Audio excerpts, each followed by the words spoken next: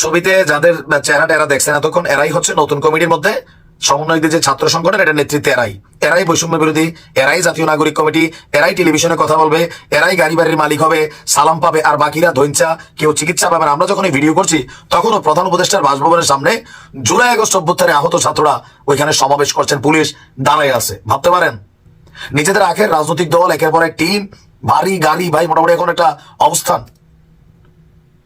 ধিক্কার জানাই আমরা এরকম অ্যাক্টিভিটিজের উপরে। দেখেন, রাজনৈতিক দল করেন কোনো সমস্যা নেই, কিন্তু কমিটিগুলো নিয়ে কেন আপনারা নিজেরা একটা টিম তৈরি করে নিজেরা ঢাবি কেন্দ্রিক এগুলো তৈরি করবেন? সারা বাংলাদেশকে ধঞ্চা।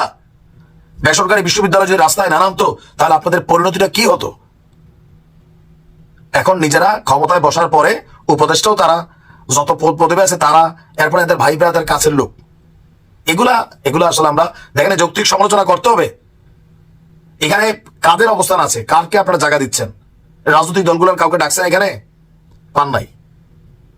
এটা ইটস নট ফেয়ার। আপনারা নিজেরাই এখন বৈষম্য তৈরি করছেন, খালি কেমনে প্রধানমন্ত্রী হবেন, কেমনে কেউ মন্ত্রী হবেন, আরাম পেয়ে গেছেন।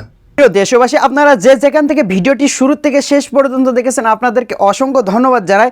আর যারা এই ধরনের নিউজ লাইভ দেখতে ভালোবাসেন তারা অবশ্যই ইউটিউব চ্যানেলটি সাবস্ক্রাইব করে রাখবেন, আর এই ভিডিওটি শেয়ার করে অপর ভাইকে দেখার সুযোগ করে দেবেন। তাহলে সবাই ভালো থাকবেন, সুস্থ থাকবেন। দেখা হবে পরবর্তী কোনো দেশের আপডেট খবর অথবা নিউজ নিয়ে। আসসালামু আলাইকুম।